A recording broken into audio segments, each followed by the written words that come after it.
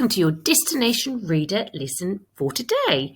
We've been reading Vajat Paur by S.F. Sayeed, and this is our 5th lesson of 25 lessons. Okay, so let's make sure that we are organised and ready to go. You must make sure that you've got a copy of the story, which you would have collected from school. You're going to need a strategy prompt sheet, a pencil or pen, and a piece of paper or your home learning book. Go and get those things together and then press play and we'll continue the lesson. Press pause now. Okay, great.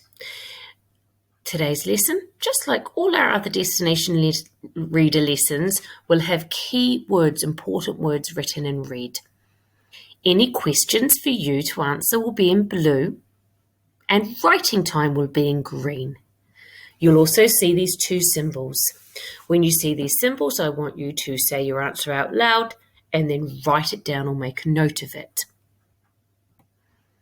Vajat Paur by S.F. Sayeed.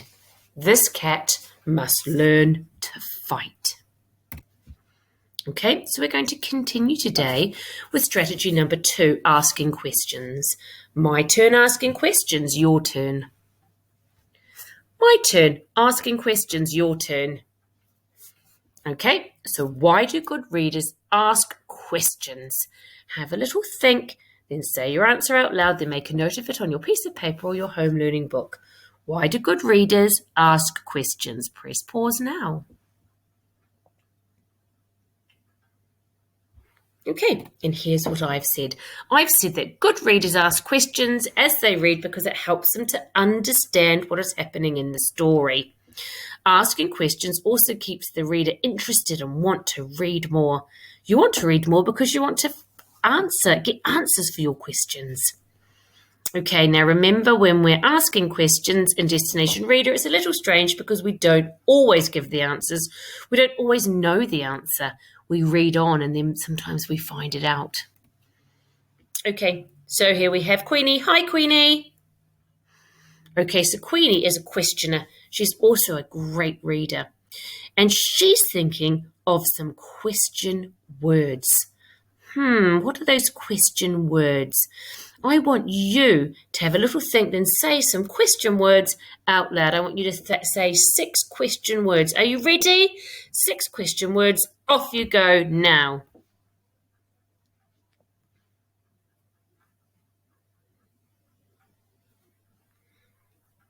Okay, so you've did your 6 question words. Great.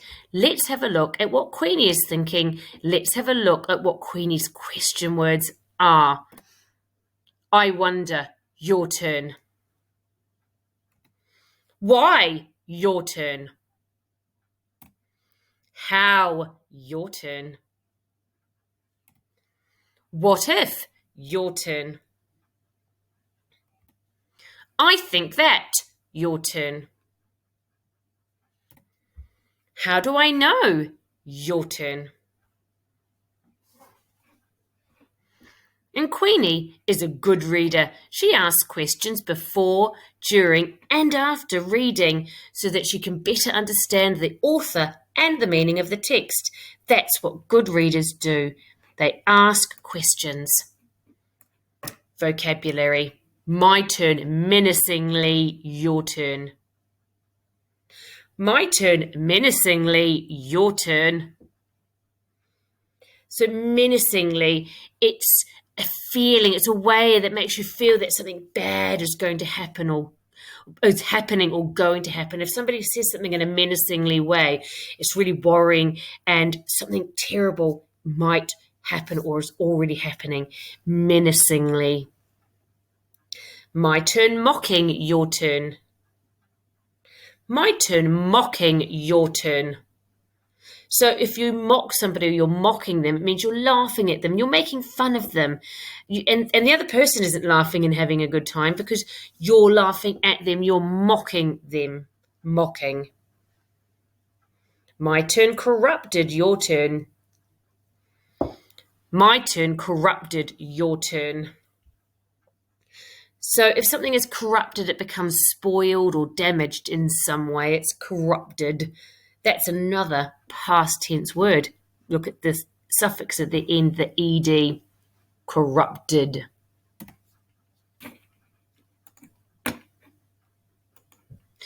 Okay, let's get our books out. We are on chapter 4, which is on page 31 of my book. Okay, I'm going to read and you're going to follow along, and we're going to stop at some of the points to ask questions. So we're on chapter 4. The moment the grown-ups had left the room, Julius turned to Varjek. I know why the Countess is not here, he said, digging a claw into the toy mouse. It's because she can't stand to look at Varjak's eyes. Jasmine, Jay, Jethro, and Jerome all stood by Julius's side. No one stood by Varjak's side. He was alone and boxed in by the Countess's empty armchair. Poor Varjak, said cousin Jasmine, but she was smiling as if it was some kind of joke. Why do you always pick on him? I'm sure he'd rather have green eyes, like everyone else. Because they're different, said Jay. The colour of danger, added Jethro. He's not one of us, concluded Jerome. And we're going to stop there because I've got some questions already. And I've noticed that the names of Varjak's siblings, so his brothers, and his cousins, all of their names begin with a J. But his begins with a V. I wonder why Varjak's siblings and cousins' names all begin with J, but his begins with a V. And I'm also wondering, how do you think Varjak felt when no one stood by his side? How would you feel if you were in Varjak's position? I wouldn't feel very good at all if that was me. Okay, I bet you've got some questions. Let's keep reading. Varjak ignored them. He didn't even look at them, staring instead into the fire. The Countessa's not here because she's probably dead. Didn't you hear the elder poor? That's enough, insect, snapped Julius. No one asked you, and how dare you speak in family council? You're a disgrace to the name of Jalal. Julius's tail thudded menacingly on the rug, very slowly. Varjak looked up and met his big brother's eyes. His own tail started to thud. Is that supposed to scare me? Sneered Julius. He towered over Varjak. His claws came out. So did Varjak's. Fight! Fight! Fight! Jay, Jethro, and Jerome crowded round the two of them. Jasmine watched, grooming her fine silver blue fur. Varjak shook inside, but he didn't show it, didn't back off. He'd never had a real fight, and he knew he didn't stand a chance against Julius. But it was as if something inside him was rising up, something old and strong and buried deep. Who did Julius think he was? And we're going to stop there because I've got a couple of questions. I want to know, how do we know that Julius is very angry? And I also want to know, why are Varjak's brothers and cousins just so mean to him? Why are they so nasty to Varjak? I bet you've got some questions. Let's carry on reading. Julius, darling, he's only a little kitten, cooed Jasmine in her milk in the morning voice. He's not even a proper Mesopotamian blue, said Julius. He stared at Varjak with devastating green eyes. His pupils were thin slits of scorn, mocking, challenging, daring Varjak to move first. Varjak couldn't. He couldn't even hold the gaze. It was too strong, too sure of itself. Whatever it was that had risen up within him had gone. He turned away and backed down. It was over. Julius had beaten him with just one look, as father had beaten the elder poor. In the fireplace, the flames spluttered and died. "You're the cause of all this trouble," said Julius. "Apologise for what you've done." "I'm sorry," croaked Varjek. The words were like hot coals in his mouth. "And don't ever do it again, or I'll break every bone in your body." Varjek slopped away from the front room, humiliated, her humiliation scorching his cheeks. A disgrace to the name of Jalal. That hurt the most. He didn't care what Julius thought, but Varjek had always felt close to his ancestor, always loved the tales. He couldn't bear the thought of being a disgrace to him. "You wait," he said to an imaginary Julius in his head. "You just wait. One day I'll show you." There was no one in the hallway. It didn't matter if he was caught going out into the garden now. Things could hardly get any worse. Varjek went up to the back door, nudged the cat flap open, and slid silently out. And we're going to stop there because I've got some questions. I want to know, how does Varjek feel about being called a disgrace in the name of Jalal? And I'm also wondering, where is Varjek going? Have you got some questions from this chapter so far? I bet you do. I want you to use your your strategy prompt sheet to help you with some different sentence starters for question words that you could use. Try and use different question words. Okay.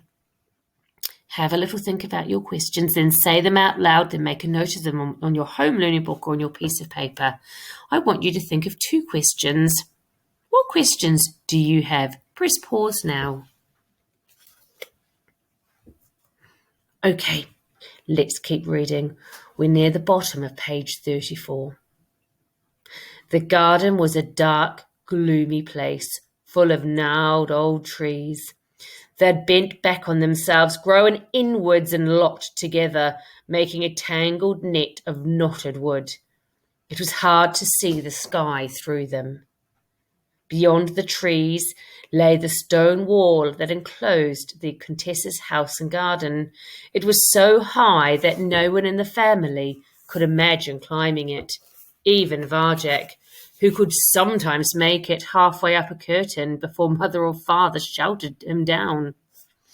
He drank in the cold night air, peered at the massive wall with the tangled branches, and thought he could see a thin white whisper of moon up there, far, far above. "Varjek!" It was the elder Paul. He was on his own at the bottom of the garden by the crumbling roots of a dying tree. Varjek padded over to him to join him. "I'm sorry, Elder Paul," he said. "It's my fault, everything that happened. But it's true about the black cats. I swear on the name of Jalal, it's true." His grandfather smiled sadly. "I know that," he replied, "and it's not your fault. Not a bit of it. It's them. They don't even want to think anymore." They sat in silence together in the shadow of the wall. "Are you still going to tell me the tale of Jalal's greatest battle?" said Varjek after a while. "Against Salih of the North? Not tonight," said the elder Paul. "I'm afraid there are more important things to tell you first. You're still young, but I don't think we have much time, and you're the only one who'll understand." Varjek's skin tingled beneath his fur. Even after what had happened in the council, he was thrilled by his grandfather's words. "I'm ready, Aldapor," he said. "Then listen carefully. Jalal only knows what this gentleman's up to, but with the Contessa gone, it's more than we can manage. We have to get help from outside. Isn't the world outside full of monsters? Said Vajek. Monsters, exactly what we need. A monster called a dog. The tales say they're huge and strong enough to kill a man. Dogs fill the heart with fear, with their foul breath and deafening sound. But the tales also say Jalal could talk to them, so there must be a way to get their help, to scare this man away. Mother and father say the tales aren't true. They say they're only stories. Only stories! The elder Paul looked at him. And you believe that? Vajek shook his head. No. Good, because I'm going to tell you a family secret now. An old one. It goes right back to the beginning. Vajek's mind raced. This was the first he'd heard of any secret. Is it about Jalal? He guessed. The elder Paul smiled in the dark. It is indeed. Everyone knows the tales of Jalal, but his way is a mystery known only to a few.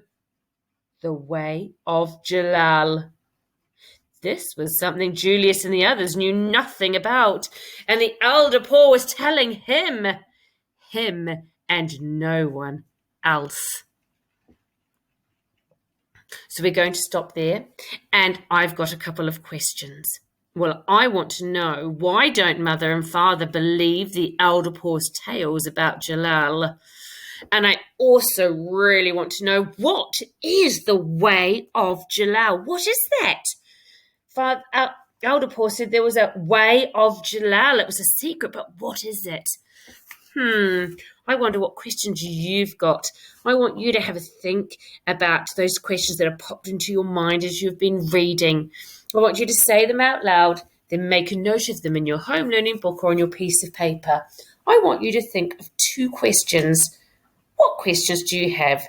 Press pause now. Okay, great, you're back and we're going to keep reading. So we are at the top of page 37. The way, said the elder Paul, has been passed down through the ages from poor to poor. Much of it has been forgotten over the years, lost and corrupted through time. Now only fragments remain. Perhaps the way will help us to talk to dogs. Perhaps not. I do not know at all, and I fear I won't have long enough to teach you the parts I know. But it's all we have left. Vajek felt strangely disappointed. Now he knew there was a family secret. He wanted to know it all. What was the point of a secret which was lost? Still, something was better than nothing. Tell me more, elder Paul. Come closer. Vajek bent towards him. Closer. He leaned right over so his ear was by the elder Paul's mouth. There are 7 skills in the way of Jalal, whispered the elder Paul. His breath was warm in the cold night air. We know only 3 of them. Their names are these: slow time, moving circles, shadow walking. He recited the skills slowly in rhythm like poetry. Learn these words and pass them on in turn. Slow time, said Vajek. Moving circles, Shadow walking. He rolled the words over his tongue like a new taste. Again. Slow time, moving circles, shadow walking. His fur prickled at the strange sounds. Never forget this. Keep the way alive, Varjak poor. Varjak nodded. The words, Jalal's words, were safe in his head. He would always remember them. Click! The back door swung open. Varjak and the elder Paul looked around. The gentleman was standing there, and by his shiny shoes there were 2 sleek black cats. And we're going to stop there because I've got some questions. I'm now thinking, well, do you think that Varjak is going to learn about all the 7 skills in the way of Jalal? They only know about 3. There's 4 more to learn. Do we think that Varjak's going to learn them? And I also want to know, what will the gentleman and his cats do when they see the elder Paul and Varjak? What is going to happen next? Okay, what questions do you have? I bet you've got lots of questions popping into your mind.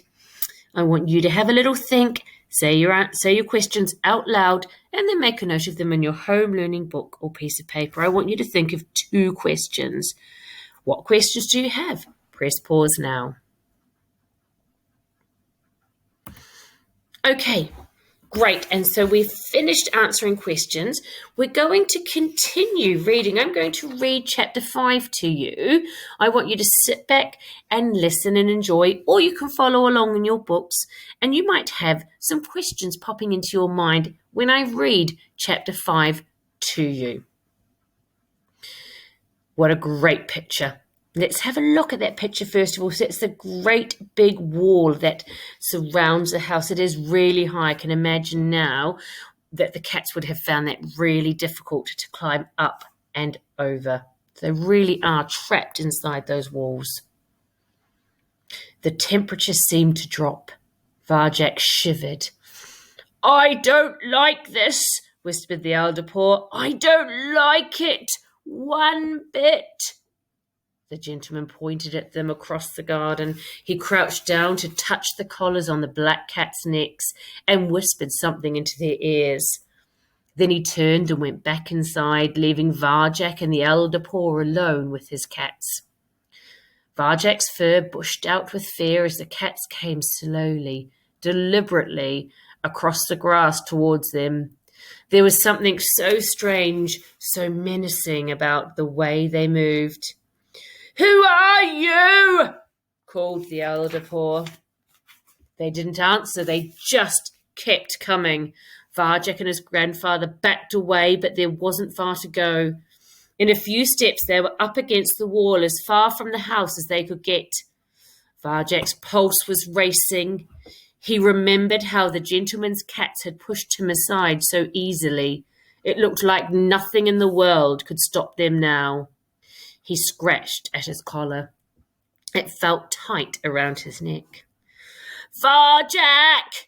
Said the elder Paul urgently, but without a hint of worry in his voice. I think someone as brave as you could climb this wall and go outside, don't you? Varjak glanced up. The stone was concealed by moss, but there was no hiding the wall's height. It was massive. Don't worry, said the elder Paul. You'll have time. I'll see to that. I'll have time. Varjak's head swam. What was the elder Paul saying? That he should go outside on his own? But can't we both? No, we can't. Only one of us can get out. I'll keep them busy. But you must go outside and find a dog. You're not going to fight them, are you? They'll... The elder Paul took a pace towards the black cats. In his eyes was a fire Varjak had never seen before. Go! Bring back this thing that even men are scared of and keep the way alive! Varjak Paw! The cats had stopped. They were looking at the elder paw as if they were waiting for him.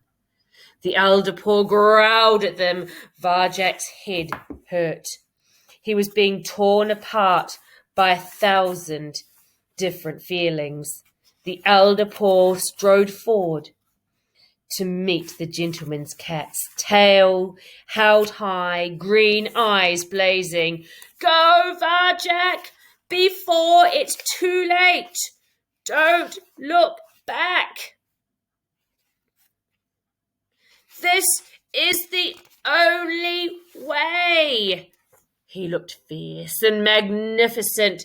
The tired old cat of the council was gone. Now he was a son of Jalal, facing his enemy, proud and powerful, a Mesopotamian blue. Go! He yelled and hurled himself at the black cats. They nodded as he came, as if it was all too easy. The elder paw ran straight at them, but then he seemed to shimmer for a moment and went through the gap between them and came out to the other side. The two black cats span around. The elder paw was just out of their reach. They glanced at each other and went after him. Varjak's heart thumped in his throat. His grandfather was leading them away through the trees back towards the house.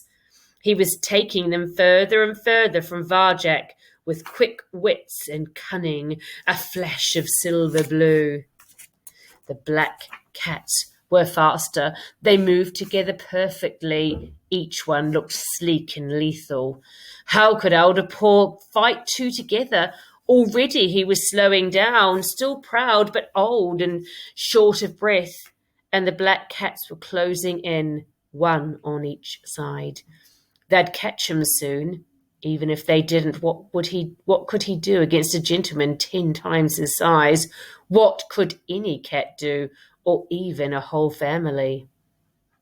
The elder paw was right. The only chance was to find a dog. His grandfather was doing what he had to. Now it was up to Varjak. His mind was on fire. Varjak tore his eyes from the garden and turned to the wall. It separated the world he knew from the world outside. No paw had been over that wall since Jalal himself came from Mesopotamia, but it was the only way out. He took a deep breath, coiled his body tight. One last glance over his shoulder. No! The black cats had caught the elder paw. They had him backed against the house. They came at him from both sides. He slashed out, but together they swarmed on top of him and forced him to the ground. There was a terrible howl. Oh! The black cats came away shaking their heads. And the elder paw looked limp, like a broken toy. There was a roaring in Varjak's ears. His stomach churned. Everything inside him screamed at him to stay, to fight, to help the only cat who had ever understood him. But the elder paw's words echoed in his mind. Go before it's too late. He turned to the wall. 3, 2, 1. Varjak exploded into motion. Back legs uncoiled. Front paws reached out for a grip. Found it. Back legs pushed, pumped, powered, up, and like the wind, Varjak paw flew up the face of the wall, up through the trees, higher than the curtains, higher than the house, up, beginning to tire, muscles aching, vision blurring. How much further? Up, grip after grip, paw over paw, slipping. Latched onto a ledge, heaved, and made it to the top of the wall. Outside, for the first time since Jalal, a paw stood on the edge of the world. And I think that is a wonderful place to stop. And we're going to continue reading on Monday. So over the weekend, you're going to be really thinking about what is going to happen, that now Varjak Paw has made it to the top of the wall. He is on the outside. Nobody from his family has been outside since Jalal came from Mesopotamia all those generations of cats ago. That was a long time ago. What's going to happen with Varjak? Okay, so on Monday we're going to continue reading Varjak Paw, and we're going to be focusing on a new strategy, inference. I've got so many questions about what's going to happen. I bet you've got a lot of questions too. Make a list of those questions, and then you can refer back to them later on and see if you can answer them as you keep reading. Have a fantastic weekend. Try really hard not to peek your head and find out what happens. I know it's going to be really difficult, and we'll see you on Monday when Varjak Paw is outside. Have a great weekend, everybody. Take care. Bye.